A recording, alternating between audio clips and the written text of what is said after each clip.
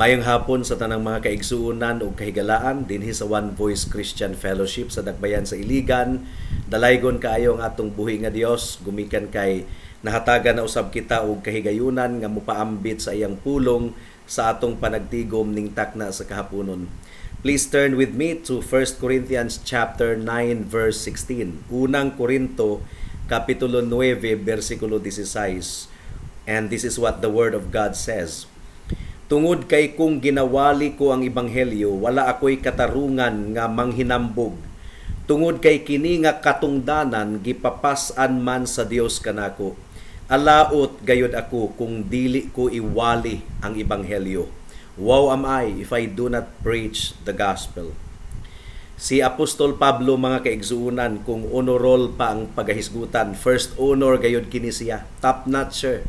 Siya ang miigzel, milabaw sa tanan nga mga butang nga iyang gihimo. Niadtong makasasala pa siya, niadtong nagkinabuhi pa siya sa kasalanan, mga kaigsuunan. Ang description ni Pablo sa iyang kaugalingon nga siya ang chief of sinners. Siya ang pinakalabaw sa tanang mga makasasala, pinakadautan. Ug niadtong pariseyo pa siya. Ang mga pariseyo mao kadto ang mikontra sa atong Ginoong Hesukristo. Niadtong pariseyo pa si Apostle Paul, iyang gidescribe ang iyang kaugalingon nga pinakamadasigon, pinakamainiton sa tanang mga pariseyo. Nag-excel gayud siya, milabaw siya sa relihiyon sa Judaismo. Ug kung atong pagahisgutan ang iyang paglutos batok ang Kristo, batok sa tanang mga Kristohano niadtong iyang panahon, mga kaigsuunan, he went as far as taking actual measures. Aduna gayud siya ay mga lakang nga gihimo aron pasakitan ang iglesia sa atong buhi nga Dios, aron pasakitan ang mga Kristohanon. Ug karon nga nahimo na siyang apostol, karon nga anaa na siya kang Kristo, ang iyang attitude of excellence wala mausab. Excellent gihapon si Pablo, naningkamot gihapon siya nga iyang mabuhat ang pinaka best sa tanan nga iyang gihimo. Naglabor siya, nagkugi gayod kaayo siya sa pagwali sa ebanghelyo. Gani iyang testimonyo, mga kaigsunan, nga siya ang pinaka naghago kaayo kaysa sa kauban niya nga mga apostoles. Siya pod ang pinaka nagantos ug maayo alang sa atong Ginoong Hesukristo. Excellent kaayo si Apostle Paul. Naglabaw gayud siya sa tanan nga iyang gipanghimo.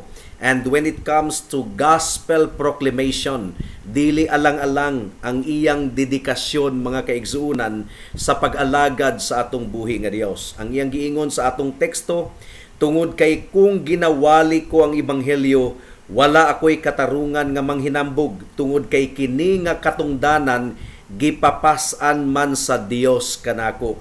Alaot gayud ako kung dili ko iwali ang ebanghelyo. Nakita nato ang dedikasyon ni Apostol Pablo, mga kaigsunan, sa tanan nga iyang gihimo. Dili alang-alang ang dedikasyon nga iyang gihatag. Dili siya mediocre. Kining mediocre ba nga alang-alang nga pagpangalagad ang ginahimo. Iya gayong gihatag ang iyang pinaka-best, pinaka-nindot nga pag-alagad sa atong Ginoong Hesukristo. Gani sa iyang pag-awat, sa iyang pagsundog sa kinaiya sa atong Ginoong Hesukristo, iyang giingon nga awata ko ninyo, sunduga ko ninyo, gumikan kay akong gisundog ang atong Ginoong Hesukristo. So sa iyang pagsundog sa atong Ginoong Hesukristo, mga kaigsunan, dili alang-alang ang iyang pagpaningkamot. Matod pa sa Ecclesiastes chapter 9 verse 10, ang giingon dinhi, bisag unsa ang makaplagan sa imong kamot nga buhaton, buhata kini sa tibuok mong kusog.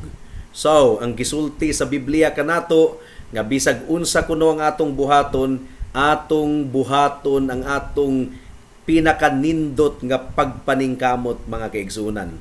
When it comes to gospel proclamation, isip usa ka iglesia, isip usa ka buluhaton. Unsa may atong attitude sa pagwali sa ebanghelyo? Half-hearted, bugnaw-bugnaw, init-init? No, dili kana dapat ang attitude, mga kaigsunan. So what is it to preach the gospel? Ang tanan bang mga pastor or mga magwawali sa atong kapanahunan nagwali sa tinuod nga ebanghelyo makasubo kayong pamalandungon? Dili. Ang mga pastor ba tanan nga nag-claim nga nagwali sa ebanghelyo tinuod gayud nga nagwali sa gospel? Dili, mga kaigsuunan. Mao nga kinahanglan nga atong tun-an ang ebanghelyo nga giwali ni Apostle Paul nga iyang gitudlo, if we are to be an excellent proclaimer as a church of the message of the gospel, adunay duha ka bahin ang atong pagpamalandong ning takna sa kahaponon. Una, the gospel that Paul preached, ang ebanghelyo nga giwali ni Apostol Pablo. Ikaduha, the burden that constrained Paul to preach the gospel, ang kabug-aton nga miduso kang Apostle Paul nga iwali ang ebanghelyo. May the Lord help us as we go on with our meditation this afternoon. Magampo una kita atong pangayoon sa Dios ang iyang tabang. Let's pray. O labing gamhanan nga Dios, salamat kaayo ning takna sa kahaponon. Among gipangayo nga imong ablihan ang among kasing-kasing hunahuna aron among masabtan ang imong pulong. Nasayod kami o Dios nga ang imong pulong lisod kaayong sabton kung pasagdahan kami sa among kaugalingon. But we pray for your abounding grace nga magapanglihok sa kasing-kasing hunahuna sa matag usa samtang ginabatbat ang imong mensahe. This we pray in Jesus' name. Amen. Unang punto, the gospel that Paul preached. Unsa man ang mensahe, unsa man ang maayong balita, gospel means good news. Unsa man ang ebanghelyo nga giwali ni Apostle Paul? Well, una sa tanan mga kaigsuunan, this gospel is the truth about God. Kamatuuran mahitungod sa Dios. Giwali nato ang Dios, gimantala nato ang Dios. So ang pangutana niini, kinsa man ang Dios? Ang Biblia tataw kayong nagapadayag that our God is the God of eternal existence. Wala siya'y sinugdanan, wala siya'y katapusan. Niadtong nagpakita siya kang Moses sa burning bush. Ang giingon niya kay Moses, I am that I am. Dili I was, past tense, but I am. Our God is always I am. Wala siya'y sinugdanan, wala siya'y katapusan. Kita aduna kita'y sinugdanan ug adunay katapusan ang atong pag-exist ni ining kalibutana. But our God is the eternal God. What else? The Bible tells us that God is the God of creation. Siya ang nagbuhat sa langit ug sa yuta ug sa tibuok nga anaa niini. In the beginning, God created the heavens and the earth. Unsa pa? Matod sa Biblia mga kaigsunan, ang atong Dios, Dios sa tanang kaluoy. Pero ang iyang kaluoy labing labaw or soberano niyang gihatag sa buot niyang kaluyan. For example, mabasa nato sa Book of Genesis nga nagaingon, nakakaplag si Noe og grasya atubangan sa Dios. So ang ubang mga katawhan wala hatagi sa Ginoo og grasya, apan si Noe gihatagan og grasya. And the Bible clearly tells us in the book of Romans chapter 9 nga nagaingon, maluoy ako sa buot kong kaluyan, muhatag ako grasya sa buot kong hatagan og grasya. Buti pasabot mga kaigsuunan, wala dayta nakadawat og grasya gumikan kay takustang mudawat niini. No, it's all about God's sovereignty. Siya ang labaw sa tanan, siya ang nag-decide kung kinsa ang iyang hatagan og grasya. Mao nga kung ang imong mga mata, mga kaigsuunan, naablihan, nakita nimo ang imong pagkamakasasala, ang pagkamatarong sa Dios, ug imong nadawat ang grasya sa kaluwasan pinaagi lamang sa atong Ginoong Hesukristo, dili ka na tungod kay mas bright ka or mas takos ka, giablihan sa Ginoo ang imong kasing-kasing uhuna-huna, gikaluy-an ka sa Dios. Walay utang ang Ginoo sa bisan kinsang mga tawo. Kung iyang gibubo kanato ang iyang grasya o kaluoy mga kaigsuunan, it is sovereignly bestowed. Dili kita takos niini. Unsa pa, kinsa ang Dios nga atong gimantala? Siya ang Dios sa tanang pagkamatarong ug pagkabalaan. Ang atong Ginoo matarong gayud kaayo, ang atong Dios balaan gayud kaayo ug gumikan kay balaan siya muhukom siya. Ang giingon sa Biblia, dili ko gayud ipakawalay sala ang nakasala. Ang kalag nga nakasala mamatay kini. Ikaw ug ako higala makasasala. Dili kita makaikyas gikan sa paghukom sa Dios. Gumikan kay ang Dios muhukom gayod. Mao nga ang atong paglaom wala sa atong kagalingon, kundili ang atong paglaom anaa sa grasya ug kaluoy sa Dios. Ang giingon sa Santiago kapitulo 1 bersikulo 16, ug ang sala kung mudako na mamunga gayod og kamatayon. So ang bunga sa sala, ang bayad sa sala mga kaigsuunan, kamatayon. Ang atong Dios nga labing gamhanan, usa ka balaan nga Dios. Mao gani nga mianhi si Kristo dinhi sa kalibutan, gumikan kay dili nato kayang luwason ang atong kaugalingon mga kaigsuunan. Nanginahanglan kita sa grasya sa atong buhi nga Dios, ug dili pwedeng luwason ta sa Ginoo nga nagpabiling maligsan ang iyang hustisya. Kinahanglang mabayran ang tanang silot sa sala. Dili kita makabayad niini, wala kitay ikabayad. Si Kristo ang nagbayad pinaagi sa iyang pagkamatarong ug pinaagi sa iyang kamatayon didto sa cross sa Kalbaryo. So, nagwali kita og usa ka Dios nga dili makapakita sa iyang gugma nga maligsan ang iyang pagkabalaan mga kaigsunan. Usaman, gawali ba kita mahitungod sa Dios nga dili makapakita og kaluoy nga maligsan ang kamatuoran? Of course, absolutely mga kaigsunan. Didto lamang sa cross sa Kalbaryo nagtagbo ang kaluoy sa Dios ug ang kamatuoran. Nagtagbo ang pagkamatarong sa Dios ug ang kalinaw nga iyang gihatag kanato gumikan kay gipasaylo niya ang atong mga sala kung ikaw gatuo gasalig kang Kristo on the basis of His love and righteousness. Didto lamang sa cross sa Kalbaryo nahimong posible ang pagtagbo sa hustisya sa Ginoo ug sa gugma sa Ginoo. So ang Dios nga atong gimantala, ang mensahe sa Ebanghelyo, nagproclaim kini sa Dios nga matarong gayud kaayo sa nga tanan. Habakuk chapter 1 verse 13, ang mga mata kuno sa Dios balaan kaayo, putli kaayo, nga dili siya makatutok sa kasalanan, nga walay kasuko nga nabati sa iyang kasing-kasing. Unsa pa? Kining Dios nga atong gimantala mga kaigsunan, Dios nga ang iyang grasya dili gayud mausab ug dili gayud malubad.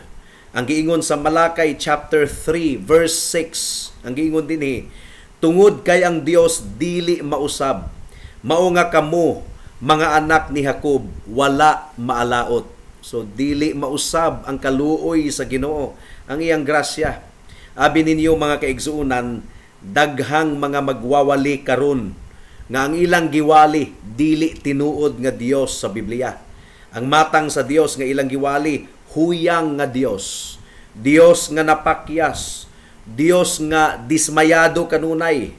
Dios nga ang kamot gigapos. Aduna pay mga preachers nga magwali karon nga ang Dios walay kamot, pero ikaw ang kamot sa Dios. Mao nga pangalagad kaniya. Ang Dios walay tiil. Mao nga ikaw ang tiil sa Dios. That's a lie. Baka ka na mga kaigsuunan. Ang Dios sa Biblia, Dios nga gamhanan kayo sa nga tanan, totally independent gikan kanato. Ug ang kusog sa Ginoo dili gayud masukod. Ang iyang kaalam, ang iyang gahom mga kaigsuunan, ang iyang kaambong, ang iyang kahimayaan dili gayud masukod mga kaigsuunan. Dili nato madugangan ang himaya sa Ginoo. Makapaambit or muambit kita sa himaya sa Dios, pero dili gayud nato madugangan ang himaya sa Dios. Ang Dios nga atong gimantala mao ang Dios nga eternal ang iyang existence, walay sinugdanan, walay katapusan. Siya ang Dios nga nagbuhat sa tanang mga butang sa langit ug sa yuta ug sa tanang mga anaa niini. Siya ang Dios nga soberanong nagahatag sa iyang kaluoy ug grasya sa tanang buot niyang kaluyan. Ug siya ang Dios, diin kita nagadepende lamang, nagasalig lamang. Siya ang Dios nga kinahanglan atong tutukan, gumikan kay kung wala ang Dios, dili gayud kita mag-exist ni ining kalibutana. Ang tanang ania kanato, nadawat nato gikan kaniya. Wala kitay ikahatag sa Dios nga wala niya gihatag kanato. So, what is it to preach the gospel? It is to preach the truth about God. Now, ikaduha, unsa ang ebanghelyo nga giwali ni Apostle Paul? It is the message about God. Ikaduha, it is the message about man. Kinsa ang tao? Abi ninyo mga kaigsuunan, ang kamatuoran mahitungod sa Dios ug mahitungod sa tawo, mao kini duha ka kamatuoran nga dili gayud buot sa mga katawhan nga madunggan. Dili gayud sila ganahan maminaw niini. Pero ang tinuod nga magwawali sa ebanghelyo, kinahanglan nga iwali kining kamatuorana ngadto sa mga makasasala. Ang atong pagpangwali, kinahanglan nga matangtang ang tanang false hope sa mga katawhan. Kinahanglang ma-destroy, mabungkag ang ilaang self-righteousness. Kining buutan kayo sila sa pagtanaw sa ilang kaugalingon. Kining matarong sila sa ilang pagtanaw. Ang Biblia nagaingon nga ang atong pagkamatarong hugaw nga trapo lamang atubangan sa Ginoo. So ang tinuod nga pagpangwali, gihukasan ang tawo gikan sa iyang sinina, sa iyang self-righteousness, hangtod nga makita niya nga hubo day siya atubangan sa Ginoo, hugaw siya ug wala siya ikapanghinambog. Unsa may gisulti sa Biblia mahitungod sa tawo? Romans chapter 3 verse 10 to 12. Ang giingon dinhi mga kaigsunan, walay matarong, wala bisag isa. Walay bisag isa nga nakasabot. Walay bisag isa nga nangita sa Dios. Ang tanan mitipas, kauban ang tanan nga nawad-an ug kapuslanan. Walay nagbuhat og matarong, wala bisag isa. So kung gibuutanan ang tawo sa iyang kaugalingon, giilad lang siya sa iyang kasing-kasing. Ang kasing-kasing sa tawo mangililad labaw sa tanan. Ang giingon ni Kristo sa John chapter 5 verse 42. Ang giingon niya, apan nahibaw-an nako nga ang gugma sa Dios wala diha kaninyo. The greatest commandment is for us to love God. The second greatest commandment is for us to love our neighbors. Pakyas kita, dili nato kini mabuhat gumikan kay by nature, wala kita nahigugma sa Dios. Basin og moingon ka nga nahigugma ko sa akong isig katawo, dili ka na tinuod, higala. Kung imo gayong pamalandungan ang imong matang sa gugma, makaingon gayod ka nga ang imong kaugalingon ra gyud ang imong gihigugma. Moingon kag nahigugma ko sa akong asawa, imo gihapon kaugalingon ang imong gihigugma. Asawa na nimo. When you love your wife, you love yourself. Moingon kag nahigugma ko sa akong nanay ug sa akong tatay, that's still loving yourself. Kay ngano nahigugma ka sa ubang mga ginikanan. Moingon kag nahigugma ko sa akong mga anak, nahigugma gihapon ka sa imong kaugalingon. Anak guna nimo. Nya moingon ka nga nahigugma ko sa akong manluluwas. Daw be kung si Kristo dili pa nimo manluluwas, higugmahoon kaha nimo siya? No, mga kaigsuunan, tanan nga imong giangkon nga imong gihigugma gumikan kay ang imong nakita, ang imong kaugalingon, ang benepisyo nga imong nadawat. Your whole world revolves around yourself. Ang imong kalipay, ang imong delight, ang imong passion, kung unsa ang imong gusto, mao nga bagsak kita mga kaigsunan when it comes to God's command of love. Mao nga dili gayud kita makapasar sa langit. Mao kini ang kamatuoran mahitungod sa tawo. This is the truth about man. Ang Biblia nagaingon, kahadluki ang Dios.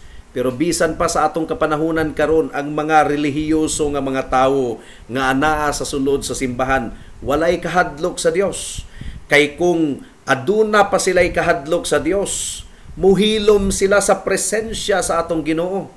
Careful sila sa mga pulong nga ilang ibungat sa atong Dios.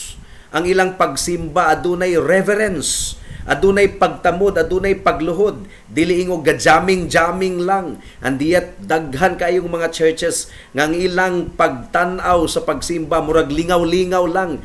If God is really the object of our worship, kung adunay kahadlok ang atong kasing-kasing sa Dios sa pagduol kanato sa Dios sa pagsimba, aduna gayoy reverence, adunay pagtamod mga kaigsuunan.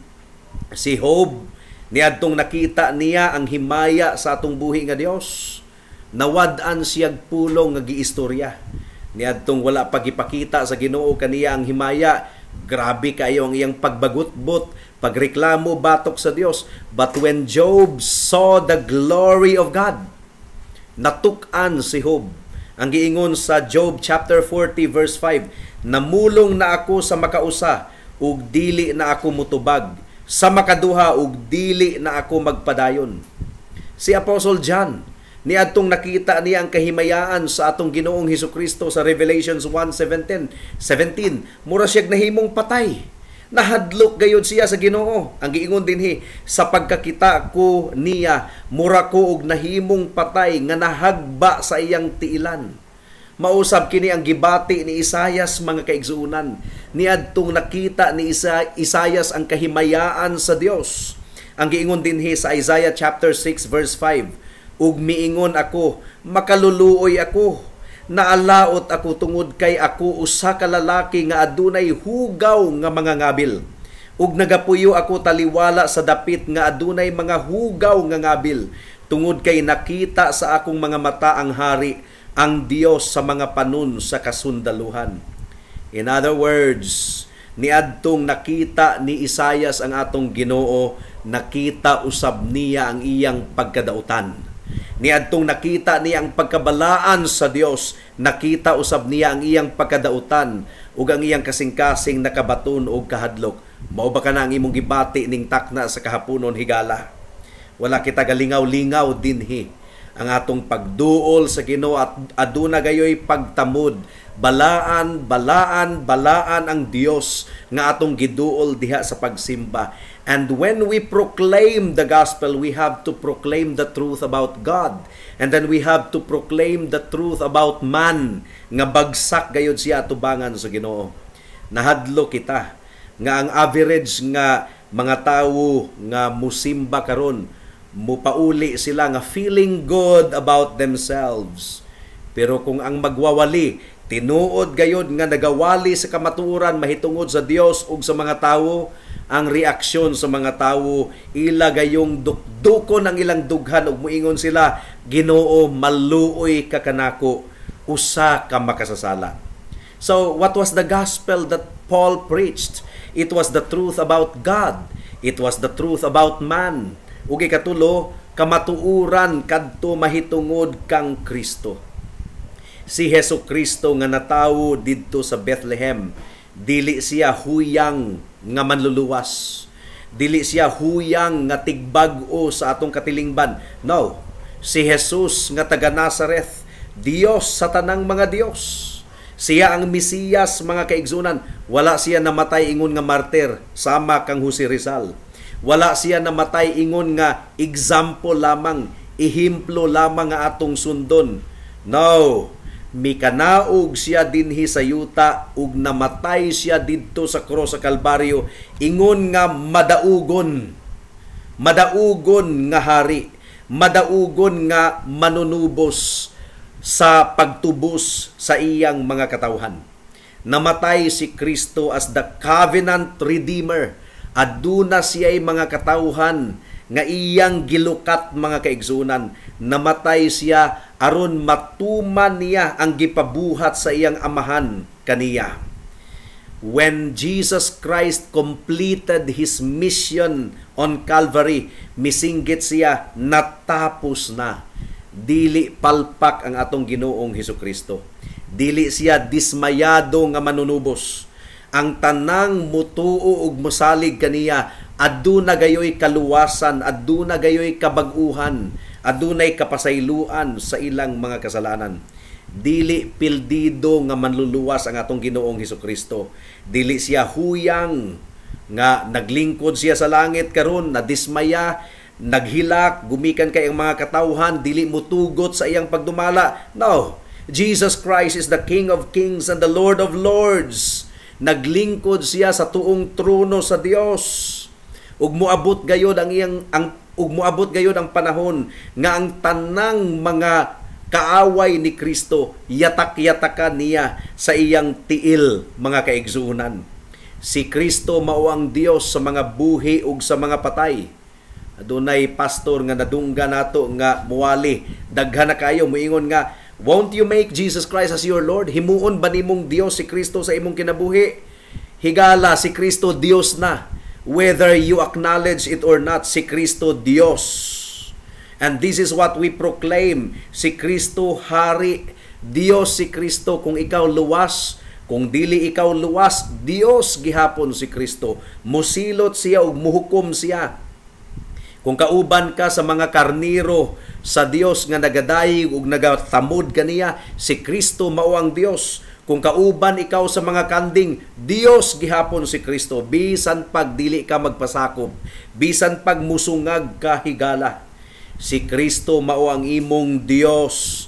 Ang tanang tuhod muluhod sa langit ug sa yuta muila nga si Kristo Dios, mga kaigsuunan. Dili ka makapahimong Dios kang Kristo. Kinahanglan ilhon nimo nga si Kristo Dios, ug kung imong ilhon nga si Kristo Dios, mupasakop ikaw sa imong kabubuton. That's what salvation is all about. Sa wala ka pa maluwas igsuon, ang tawo nga wala pa maluwas, wala siya muila nga si Kristo Dios sa iyang kinabuhi. Siya mo'y iyang gisunod. Siya mo'y gabuot sa iyang kinabuhi. Wa niya makita nga si Kristo Dios ug Hari. Ang kaluwasan naglangkob kini og kabag-uhan sa kasing-kasing. Giluwas kita sa Ginoo gikan sa kasing-kasing nga rebelde, gikan sa kasing-kasing nga dautan, ug gipulihan kini og kasing-kasing nga nagatamod kaniya. Ang giingon sa Romans chapter 10 verse 9, mga kaigsunan, kay kung isugid nimo pinaagi sa imong baba si Jesus nga Dios, ug mutuo ka sa imong kasing-kasing nga gibanhaw siya pag-usab sa Dios gikan sa mga patay, maluwas ikaw. So ang kinabuhi ni Kristo, hingpit nga pagkamatarong. Ang iyang kamatayon didto sa cross nga sa Kalbaryo, hingpit nga sakripisyo, hingpit nga halad. Kinahanglan nga ang iglesia matinud-anon gayud kaayong muwali mahitungod sa kamatuoran sa atong Ginoong Hesukristo. Unsa pa? What is it to preach the gospel? Unsa ang matang sa mensahe nga giwali ni Pablo? Kamatuoran kini mahitungod sa Dios, kamatuoran kini mahitungod sa tawo, kamatuoran kini mahitungod kang Kristo, ug ikaupat, kamatuoran kini mahitungod sa kaluwasan. Unsa man ang kaluwasan, mga kaigsuunan, nga gihatag sa Ginoo. Kaluwasan kini nga libre gasa tungod sa grasya ug madawat nato kini pinaagi sa pagtuo. Ephesians chapter 2 verse 8 and 9. Ang giingon dinhi, kay tungod sa grasya naluwas kamo pinaagi sa pagtuo, ug kini dili pinaagi sa inyong kaugalingon. Gasa kini sa Dios. Dili pinaagi sa mga buhat aron walay bisan kinsa nga manghinambog. So libre kini nga kaluwasan. Dili kini pinaagi sa atong binuhatan. Libre kini, gasa kini sa Ginoo, pero kaluwasan kini nga nagapahiling kawas ka nato gikan sa pagkaulipon sa sala. Ang bunga niini nga kaluwasan maayong buhat. Mubuhat gayud kita og matarong isip bunga sa kaluwasan. Dili kita mubuhat og matarong aron maluwas, kundili ang pagkamatarong o ang matarong nga butang nga atong ginabuhat bunga kini sa kaluwasan. Ang giingon sa Ephesians chapter 2 verse 10, tungod kay kita mao ang iyang pinakamaayong gimugna nga gibuhat diha kang Kristo Jesus alang sa maayong mga buhat nga giandam sa Dios sa una pa aron maoy atong laktan. So mao kini ang matang sa ebanghelyo, sa good news nga giwali ni Pablo, mga kaigsunan. And this is the gospel that we should preach. Mao kini ang mensahe nga kinahanglang iwali sa One Voice Christian Fellowship sa Iligan. Ug ang ebanghelyo dili kini mahitungod sa atong kaugalingon. Gumikan kay ang giingon ni Pablo, tungod kay kung ginawali ko ang ebanghelyo, wala ako'y katarungan nga manghinambog. So you see, when we preach the gospel, wala nato gibayaw ang atong kaugalingon. Si Kristo ang atong gibayaw. Ang Dios mao ang atong gibayaw. Sama sa giingon ni Juan Bautista, ang miingon si Juan, he must increase. Si Kristo kinahanglang mabayaw, but I must decrease. Kinahanglan nga mukunhod ako. This is the message of the gospel, and if this is the gospel that we proclaim, mao kini ang ebanghelyo nga panalanginan sa Dios, mao kini ang ebanghelyo nga pasidunggan sa Dios, ug mao kini ang ebanghelyo nga mudangat sa kaluwasan sa mga kalag sa katawhan. Ikaduhang punto, the burden that constrained Paul to preach the gospel. Ang kabug-aton nga nagduso kang Pablo nga muwali gayod sa ebanghelyo. Nganong miingon man si Pablo, woe am I if I do not preach the gospel. Alaot gayod ako kung dili ko iwali ang ebanghelyo. Nganong mo man kanay gibungat ni Apostle Paul, mga kaigsunan. Ang tubag anaa sa teksto. Gitahasan siya sa Ginoo. Kini nga katungdanan gipapasan sa Ginoo ngadto kaniya. Kining bukasyon ni Pablo isip magwawali. Dili siya mo igapili niyan, dili siya mo igapili niini alang sa iyang kaugalingon. Ang Ginoo mao'y gahatag niya niini nga komisyon. Ug miserable gayud siya nga matang sa tawo kung dili niya sundon kini nga tahas nga gihatag sa Ginoo kaniya. Well, dili kini nagpasabot nga dili andam si Pablo nga muwali sa ebanghelyo, of course. Pero ang buot ipasabot niini nga kini nga katungdanan, mga kaigsunan, dili kini gikan kaniya, kundi gikan kini sa Dios. Mao nga sa pagsulti ni Pablo, woe am I, alaot gayud ako kung dili ko iwali ang ebanghelyo. Ang buot ipasabot niini, mahimong miserable gayud si Pablo kung dili niya kini sundon. Ang mga pastor, ang iglesia mismo, kitang tanan, gitahasan kita sa Ginoo nga musaksi alang sa atong Ginoong Hesukristo. Ug alaot gayud kita kung atong baliwalaon kini nga sugo sa Dios. Ang giingon ni Pablo kang Timoteo sa 2 Timothy chapter 4 verse 2. Itudlo ang pulong, paningkamot sa kapanahunan ug sa dili kapanahunan. Magtulid ka, magbadlong, magtudlo nga adunay tibuok nga kakugi ug pagpanudlo. So, mga kaigsuunan, atong sudungon karon ang kaanindot kaayo sa mensahe sa ebanghelyo. Nindot gayud kaayo. Dili kita makaluwas sa atong kaugalingon.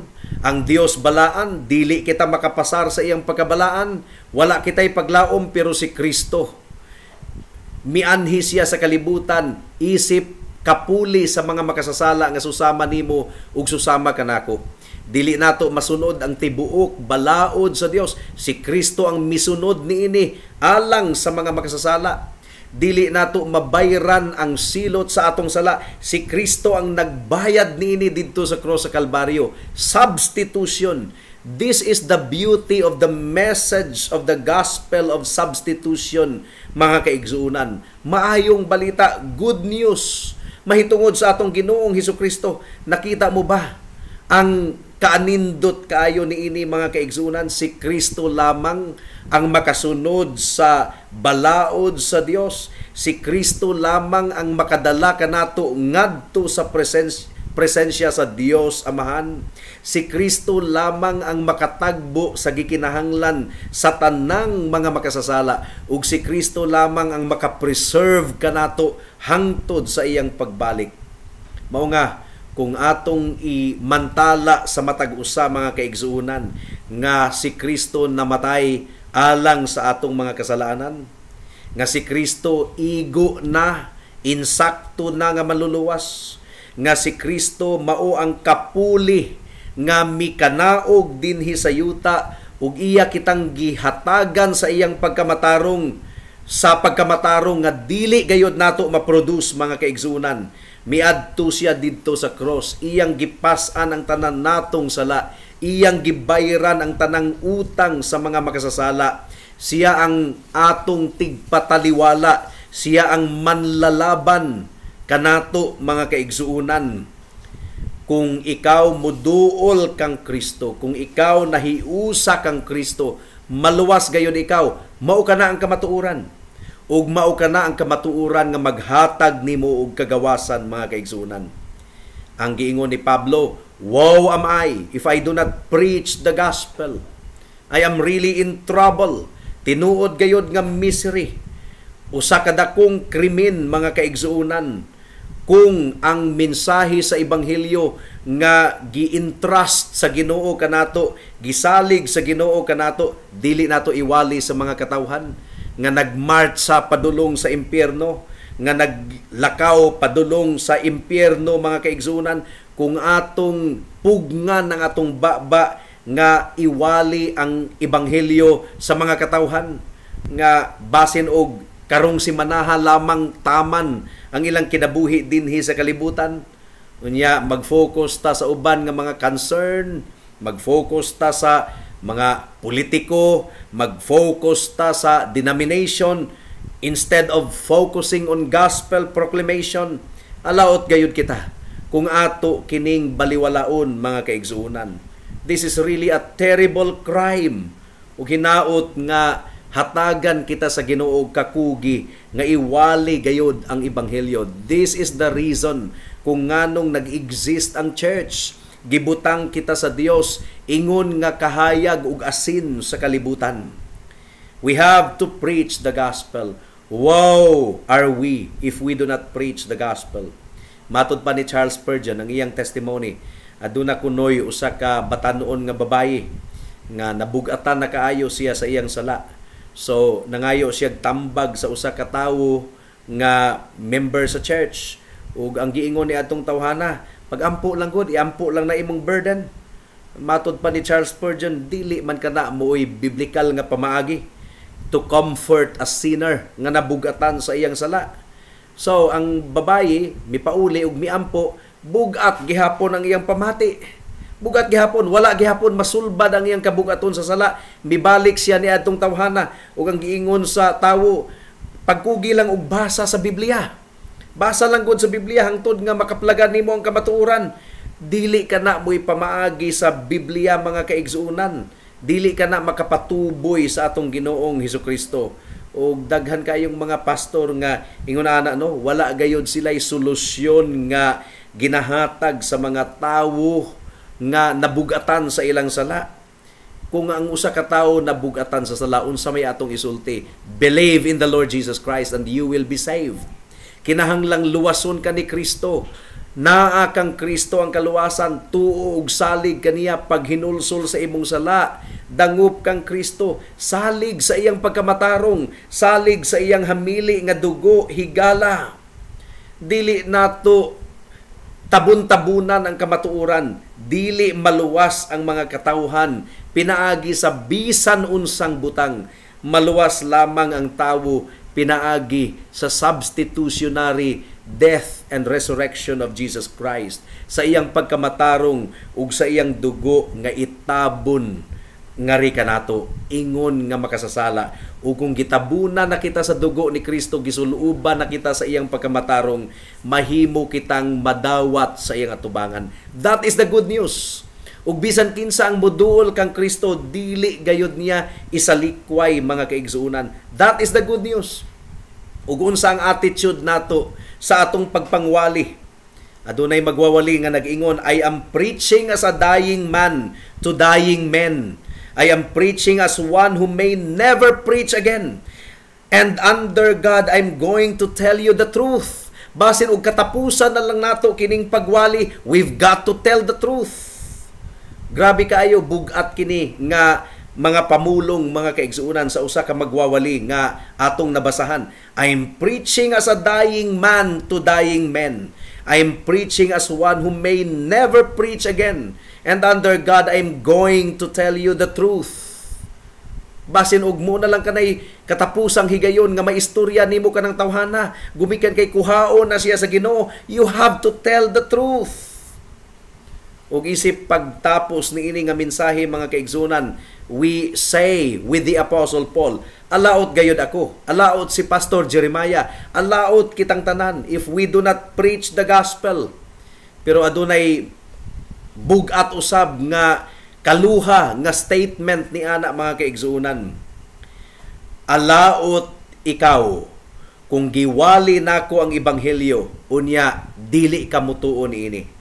Dili ka musanong sa tawag sa ebanghelyo. I preach the gospel, matod pa ni Pablo. Wala ko'y gipanghinambog sa akong kaugalingon, matod pa ni Pablo. Usa ako ka makasasala nga giluwas lamang pinaagi sa grasya. Adunay katungdanan nga gihatag ang Ginoo kanako nga muwali gayud. Imantala ang ebanghelyo. Kinahanglang iwali ko ang ebanghelyo. Gumikan kay alaot ako kung dili ko kini iwali. Now, ikaw higala nga naminaw ni ini.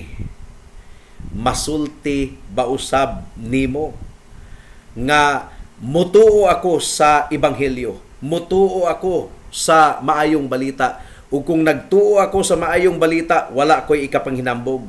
Gumikan kay giablihan lamang sa Ginoo ang akong mga mata, aron ako maghinulsol, ug aron ako mutuo sa Ginoong Hesukristo ingon nga manluluwas. Masulti ba na nimo? Gihatagan ako sa Ginoo og kahibalo, gihatagan ako og paghinulsol, gihatagan ako og pagtuo. Adunay tahas nga gihatag sa Ginoo kanako nga kinahanglang mutuo ako sa ebanghelyo.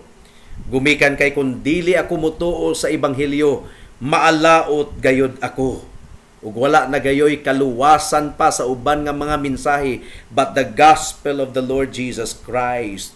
Necessity is laid upon me to believe in the gospel.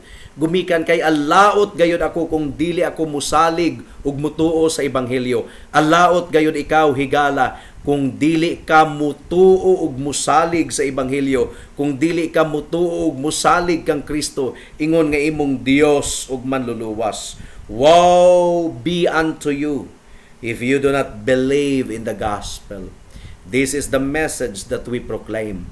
And this is the message that we keep on saying. Now, it's between you and God. It's between you and God, higala. Maghinulsol ka ba sa imong sala? Ug musalig ka ba kang Kristo ingon nga imong Dios ug manluluwas? Imo bang ilhon siya ingon nga imong Dios?